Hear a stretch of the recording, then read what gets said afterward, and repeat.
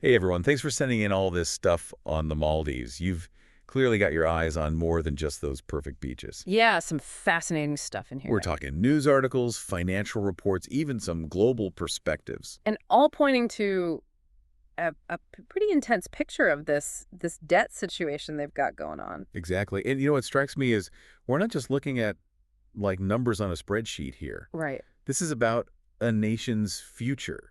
The people that balance between paradise and economic stability. Absolutely. And we're definitely going to get into the nitty-gritty of those reports you sent. But first, let's set the scene a little bit. Those stunning islands over water bungalows, that crystal clear water. Right, but beneath all that picture-perfect surface, there's a serious debt crisis brewing. Yeah, and like you said, it's not just numbers on a spreadsheet. We're talking about people's lives here. Exactly, and tourism, as we know, is the lifeblood of the Maldivian economy. But the pandemic, man, it really hit them hard. It did, and they're still feeling it today. The Maldives Bureau of Statistics has already reported a slowdown in real GDP growth for 2024. Not good. Not a good sign. And then there's the elephant in the room, Sri Lanka, Right. a nearby island nation, also heavily reliant on tourism. Mm-hmm. That went through a complete economic collapse just recently, Yeah. and it's a stark reminder of what can happen when debt spirals out of control. A cautionary tale. A wake-up call, really. Small island nations like the Maldives are incredibly vulnerable to shocks like No. pandemics, natural disasters, global economic downturn.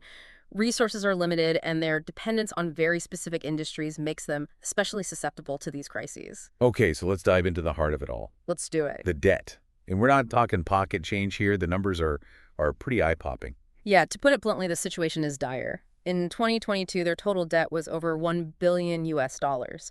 By early 2024, that number had skyrocketed to 8.2 billion with a debt to GDP ratio of 110%. Whoa, okay, so what does that mean? Put that in perspective for us. So that means imagine every single citizen in the Maldives suddenly owing over 20,000 US dollars.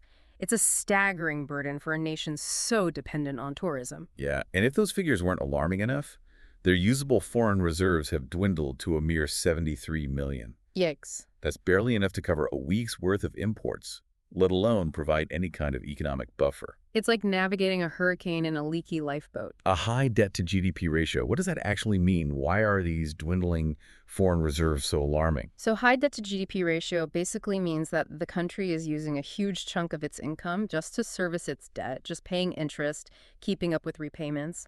And that leaves very little room for crucial things, healthcare, education, infrastructure, responding to emergencies.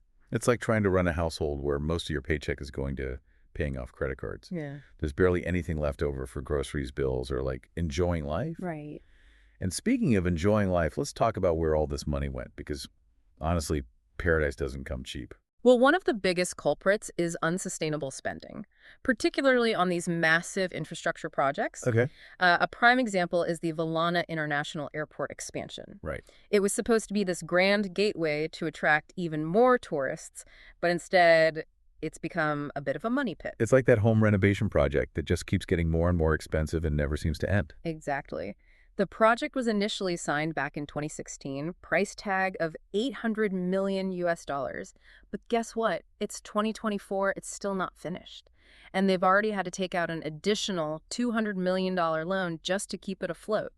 And the irony is, this project meant to boost tourism is actually contributing to the debt crisis. Yeah, talk about unintended consequences. Sure. But it's not just the airport. Yeah. You've also got the social welfare system, especially the pension program, which is becoming increasingly expensive. Right. The pension program is facing a double whammy. Yeah. On the one hand, you have these generous monthly payouts. On the other, the working age population is shrinking, declining birth rates.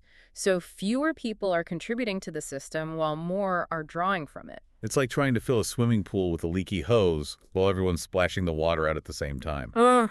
Just not sustainable. And the World Bank has been waving red flags about this for a while now. They're saying, hey, this isn't going to work in the long run. You need to reform the system. Yeah. But there's another layer of spending that's adding to this problem, the government itself. Oh, yeah, the government payroll. It's Yeah. ballooned under the current administration with all these new political appointments. Yeah. And guess what? It's costing taxpayers over $65 million every single month. Wow. Now, it's important to understand that government spending isn't inherently bad. Right. It's crucial for providing public services, stimulating the economy, taking care of its citizens. But when spending outpaces revenue and isn't managed efficiently, it can quickly lead to a debt crisis. Like going on a shopping spree without checking your bank balance. Fun at first, but the consequences can be brutal. Exactly. And then you've got the infamous state-owned enterprises, those SOEs, Ah, which yes. in theory could be a real asset to the economy, but But in practice, as we often see, they can become breeding grounds for inefficiency and losses, especially when there's a lack of transparency and accountability. In the Maldives, many of these SOEs reported significant losses in 2023 despite generating substantial revenue. yeah, like the Housing Development Corporation, the HDC, Right. reported a loss of 3.2 billion Maldivian rupiah last year. That's a lot of money to just disappear. It is, and it points to a systemic issue with SOEs in many countries. They often lack the same level of market pressure and competition that private businesses face, which can lead to complacency, mismanagement, and ultimately financial losses that the government and, by extension, taxpayers end up having to cover. So we got extravagant airport expansions, a pension system stretched to its limits, a bloated government payroll, and inefficient SOEs. It's like a recipe for a financial meltdown, wouldn't you say? But wait, there's more. Oh, yes. There's another ingredient in this economic stew that often gets overlooked: unpaid dues. We're talking about a staggering 513 million US dollars owed to the Maldivian government in unpaid corporate debts. Unpaid taxes, rents, fees, you name it. It seems these companies are getting away without paying it. It seems that way. So it's not just about the government spending too much, it's also about them not collecting what they're owed. Right. And what's even more frustrating is that it's often the big players, the large businesses and resorts, raking in profits who are failing to pay their fair share. Right. And this raises a crucial question about fairness. Why are ordinary citizens held accountable for minor fines while powerful corporations can seemingly get away with owing millions? This lack of enforcement not only exacerbates the debt crisis, but also erodes public trust in the system. It's like being stuck in traffic while a luxury yacht just sails right by, completely ignoring the rules. Yeah. Okay, but let's shift gears a bit. We've established that the Maldives is in a deep, deep financial hole. But is there any way out? Are there any lifelines they can grab onto? Well, the situation is definitely precarious, but it's not hopeless. There are some strategies for survival being explored. For example, debt deferrals from India and China have offered some temporary relief. It's like getting an extension on a bill payment. You buy yourself time, but you still have to figure out how to pay eventually. India's state bank recently extended its subscription to a $50 million T-bill, giving the Maldives a bit of breathing room. That's good news, but it's not a long-term solution, right? They can't just keep kicking the can down the road forever. Exactly. That's why the Maldivian government is also working on various fiscal consolidation measures, essentially ways to increase revenue and control spending. They're trying to tighten their belts while figuring out how to bring in more cash. So what are some of these measures? Are we talking about drastic austerity? It's a mix of both. On the revenue side, they're looking at revising airport taxes and fees, adjusting the green tax on tourists, tweaking import duties, and reforming the Goods and Services Tax Act. Essentially, they're trying to squeeze a bit more out of the tourism industry and imports. Okay, that makes sense. But what about cutting spending? Where's the fat that they can trim?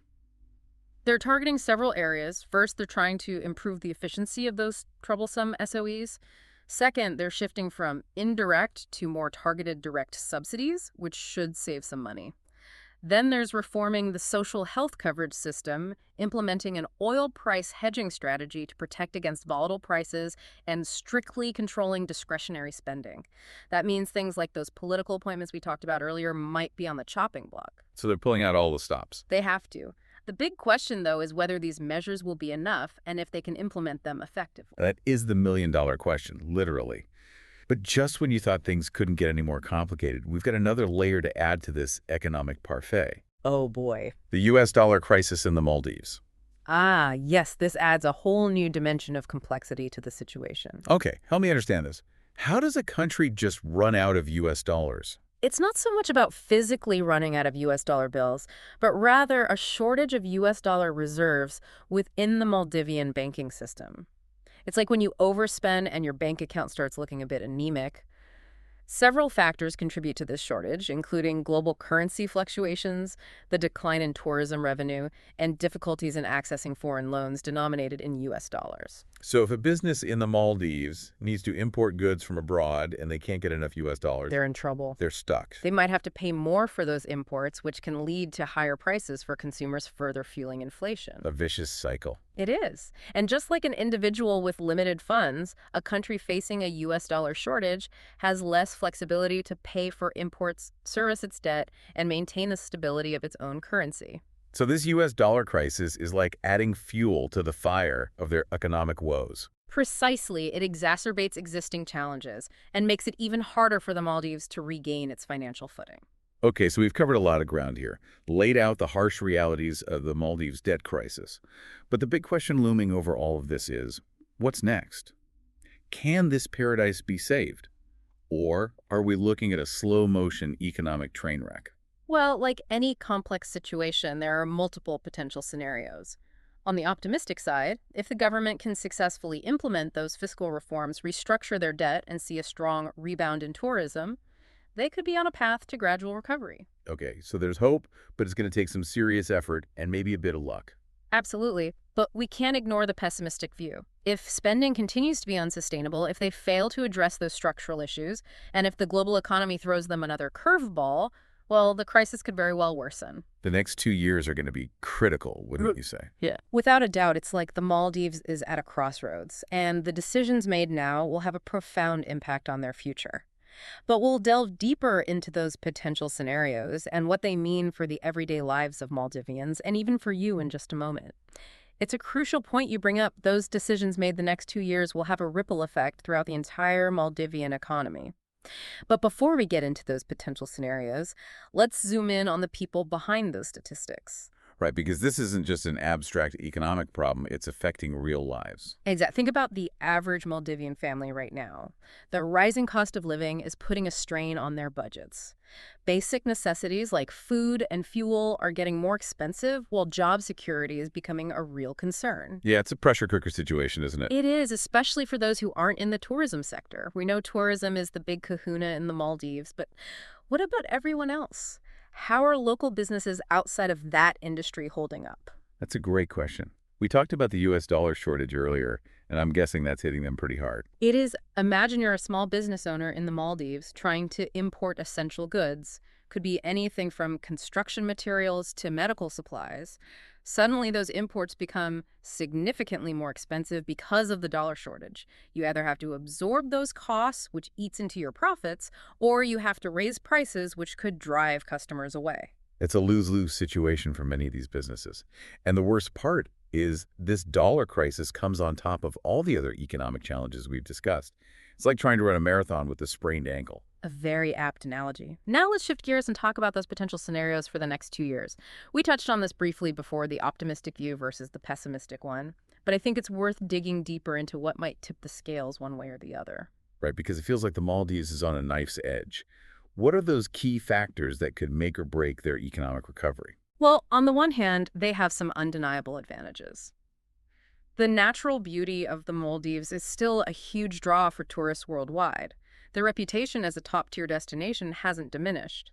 So if global travel continues its rebound, that could be a massive boost to their economy. So fingers crossed people keep booking those overwater bungalows. Every little bit helps, right? Exactly. And if the government demonstrates a real commitment to fiscal responsibility, I'm talking walking the walk, not just talking the talk. And if they can implement those reforms effectively, that could go a long way toward restoring investor confidence and attracting much-needed foreign capital. So they need to prove to the world that they're serious about getting their financial house in order not just putting a Band-Aid on the problem. Precisely. Transparency, accountability, and the willingness to make tough decisions are crucial. But let's not sugarcoat it. There are significant risks lurking on the horizon as well. Like what? What are the potential stumbling blocks that could derail their recovery? For one thing, the global economic outlook is a bit shaky right now. You've got rising inflation in many parts of the world, geopolitical tensions that could disrupt trade and travel, and the possibility of a recession in major economies.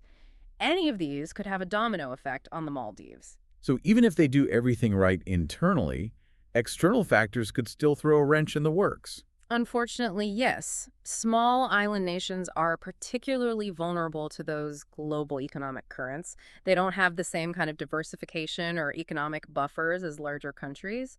And then there's the issue of political stability. The Maldives has experienced some periods of turmoil in recent years, and that kind of uncertainty can be a major deterrent to investors and a big obstacle to long-term economic planning. Yeah, it's hard to focus on fixing the roof when there's a political storm raging inside the house. Exactly. Political infighting, gridlock, sudden policy shifts. These can all make it very difficult to implement those crucial reforms we talked about earlier. So it sounds like the Maldives is in a precarious balancing act. They've got these internal challenges they need to address the debt, the spending, the inefficient SOEs, but then they've also got these external forces buffeting them about like a ship in a storm. That's a great way to put it.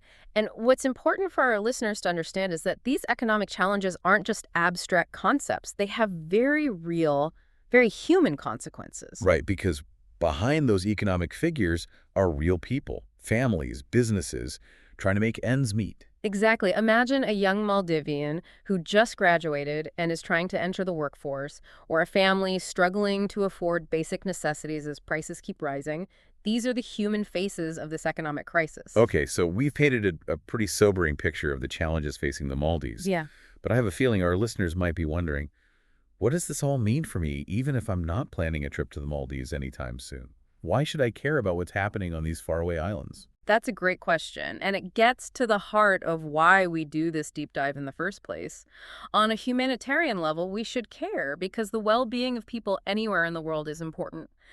But beyond that, the Maldives experience offers some valuable lessons for all of us, no matter where we live. Okay, I'm all ears. What are those broader lessons we can learn from the Maldives situation? First and foremost, it highlights the importance of sustainable economic practices, both at the national and individual level. The Maldives story is a cautionary tale of what can happen when a country lives beyond its means, accumulates unsustainable debt, and fails to address underlying structural problems. That's like a personal finance lesson writ large, isn't it? It is. And it's a reminder that we can't just keep kicking the can down the road when it comes to financial responsibility. We need to think about the long-term consequences of our choices, both as individuals and as a society. So don't be like the Maldives and rack up a mountain of debt on that dream vacation, right? Exactly. But the lessons go beyond just personal finances. The Maldives situation also underscores the interconnectedness of the global economy. What happens in one part of the world, even a seemingly remote island nation, can have ripple effects on others. Right, we saw how global currency fluctuations, the pandemic's impact on tourism, and economic downturns in other countries all contributed to the Maldives' woes. Exactly. It's a reminder that we're all in this together, and we need to work collectively to build a more stable and equitable global economic system, one that's more resilient to these kinds of shocks and one that doesn't leave vulnerable nations like the Maldives adrift. That's a powerful message. But I think our listeners are eager to hear what the experts predict for the Maldives' economic future. What's the prognosis? Are we talking doom and gloom or a glimmer of hope? Well, predicting the future is a tricky business, especially in the realm of economics. But let's look at what some of the leading voices are saying about the Maldivian economy. Give me with some insights. The World Bank, for example, has issued a stark warning that the Maldives' debt levels are unsustainable. They've stressed the need for immediate action, calling for fiscal consolidation, improved governance, and economic diversification. So they're basically saying, get your act together or things could get a lot worse. That's a fair assessment. The International Monetary Fund, or IMF, has echoed similar sentiments, urging the Maldives to strengthen their fiscal framework, enhance debt management, and address vulnerabilities in the financial sector. Okay, so both the World Bank and the IMF are painting a pretty serious picture. But are there any more optimistic voices out there? Well, some analysts believe that the Maldives has the potential to recover if they can capitalize on the rebound in global tourism. They also point to opportunities for attracting foreign investment in key sectors, like renewable energy and sustainable development. So there's a glimmer of hope, but it hinges on making smart choices and seizing those opportunities right. Exactly. It's all about capitalizing on their strength, that incredible natural beauty, their reputation as a luxury destination, while simultaneously tackling those tough internal challenges. It sounds like they're at a crossroads, and the path they choose will determine their destiny.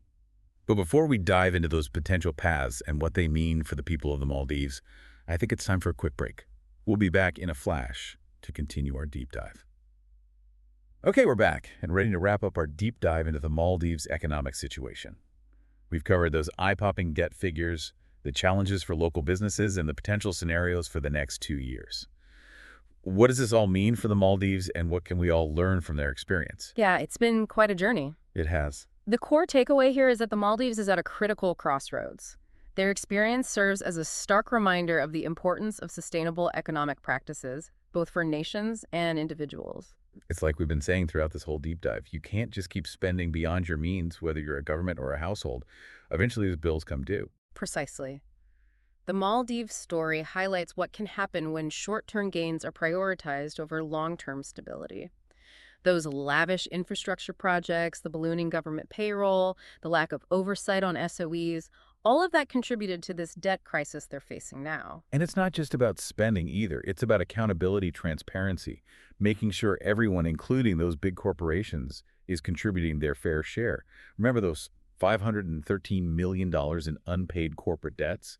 That's a lot of money that could be used to address some of the country's most pressing needs. Absolutely. Addressing that issue of unpaid dues is crucial not just for the immediate financial relief it would provide, but also for restoring public trust in the system.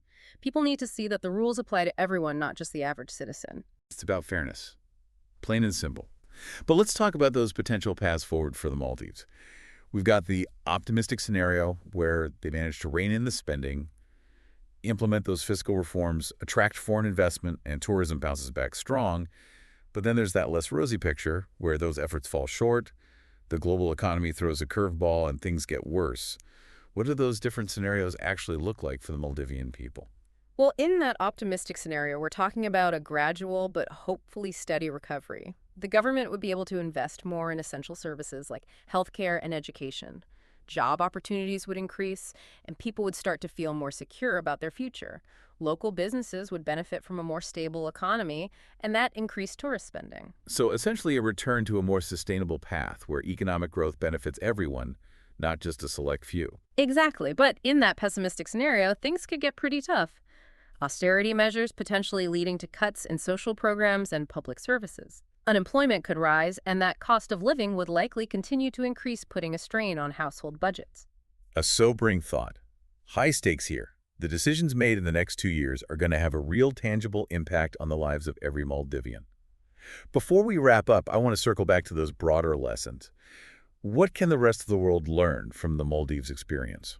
Well, for starters, it's a wake-up call about the fragility of economies, especially in the face of those external shocks, climate change, pandemics, global economic downturns.